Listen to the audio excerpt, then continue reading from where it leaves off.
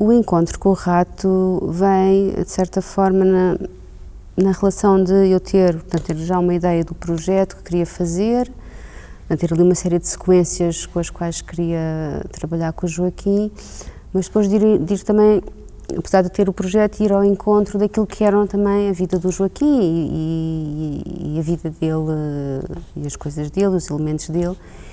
E é um pouco nesse trabalho de preparatório do filme, em que, pronto, ele conta-me que vai regularmente almoçar com ele, vai lá ao lar, vai buscá-lo, depois dão umas voltas e tal, e eu fiquei, pronto, interessada em conhecê-lo dentro desse contexto de vida do Joaquim.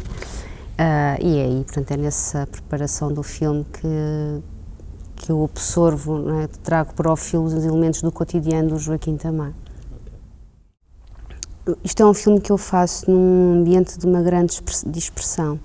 Portanto, é um projeto que vem um pouco no final num ambiente em que eu tinha uma série de projetos não realizados que vinham da experiência do trabalho das novas oportunidades, e este filme, de certa maneira, era um filme que tentava ligar uma série de coisas que eu não tinha feito ainda.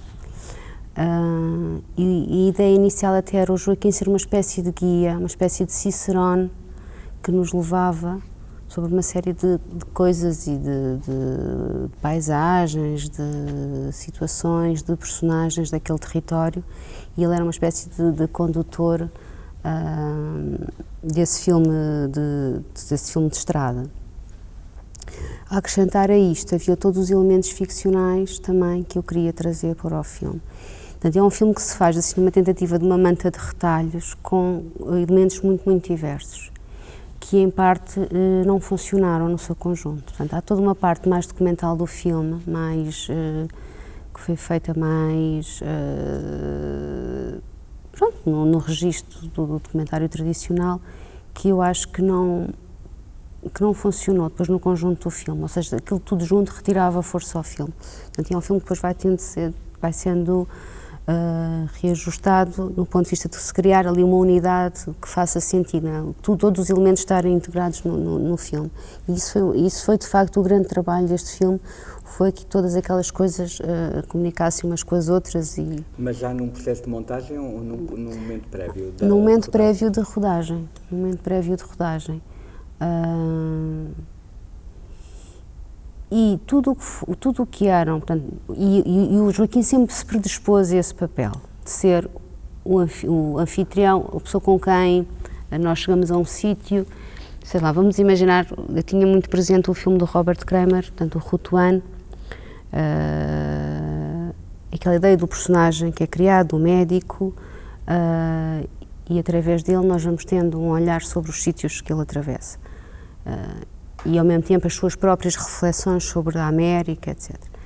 E eu, de certa forma, eu sei que isto pode parecer tudo muito ao lado, mas eu também projetei um pouco no Joaquim esse papel de alguém que nos pudesse guiar e ele pudesse também ser uma espécie de alter ego meu e que nos guiasse também por aquele território ali do Concelho de Vila Franca, toda a história daquele concelho.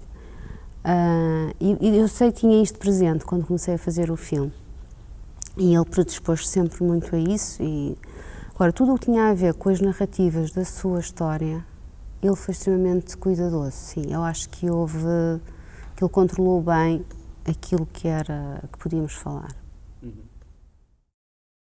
Foi mesmo um filme feito de vários elementos que eu fui recolhendo e composto a partir daí. Eu sabia à partida que não tinha nenhum interesse em ir filmar em Nova Iorque. Surgiu uma oportunidade porque um amigo ia a um casamento, o Diogo Allen, que foi assistente de realização do filme, ia a um casamento em Nova Iorque, e depois decidimos até em conjunto, até foi o João Matos também que sugeriu, que se fizesse uma espécie de remake de um filme do Depardieu, que é exatamente aquela travessia dos teleféricos entre as ilhas. E até penso que o filme do Depardieu é preto e branco, não tenho agora a certeza. E o João gosta muito desse filme e falámos depois, então vamos pedir ao Diogo para gravar isso em Super 8, e foi feito. Pronto, e acho que foi um filme mesmo muito dilapidado nesse sentido, de tentar que as coisas de facto se ligassem. Nesse sentido, foi um filme muito feito ali num certo risco. Acho que ele esteve muito no limite de ser possível. Porque foi como disse há pouco, ele partiu ali de uma lógica de expressão. A expressão acho que nunca não é necessário, não é uma coisa muito boa para um realizador. Acho que é uma armadilha. Acho que é uma armadilha muito grande. E este filme parte de muitas armadilhas, parte de muitas coisas, ideias que não iam funcionar. Portanto, mas foi preciso, não é? Foi preciso experimentar para perceber que, dentro daquilo que era o manancial de experiências e de ficção, não é? Que tinha ficado daquela experiência de trabalho, foi muito forte para mim, não é? Fiquei muito... Pronto, foi uma experiência muito importante para mim, os anos em que trabalhei no programa, e tudo aquilo que fui recebendo e todas as ressonâncias da ordem da ficção, não é? Que é onde a ficção começa, não é? Ouvirmos alguém que nos conta a sua história de vida, portanto, e vivi durante muito tempo imersa nesse ambiente. Era um ambiente diário de expansão, não é? De expansão ficcional. E penso que sim, que o meu filme, pelo menos naquilo que foi também o seu projeto, na sua elaboração, era composto por uma série desses fios ficcionais que tinham ficado ainda por realizar. Então, a primeira música, de facto, sim, vinha um bocado ao encontro dessa ideia do início de filme, do carro, tinha um pouco essa energia desse imaginário cinematográfico.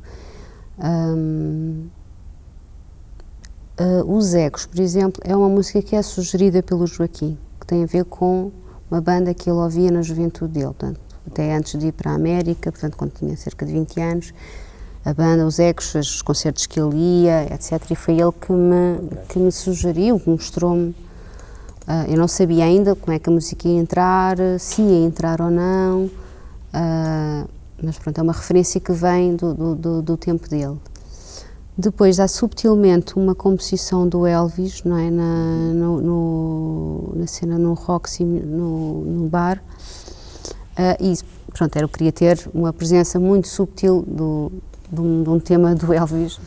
E a outra música é uma música que de facto foi tocada naquela festa que nós fomos filmar. Aquilo era uma festa era uma comemoração do aniversário da Rádio Iris, acho eu, que é uma rádio ali do Concelho Benavide, acho que é Benavide, não, Samora Correia, portanto, os estúdios eram em Samora Correia, mas é uma rádio que tem ali uma grande expansão ali naquela zona do Ribatejo, e fizeram aquela festa e nós fomos filmar. Aquilo era um dos temas que foi tocado pelos vários instrumentistas que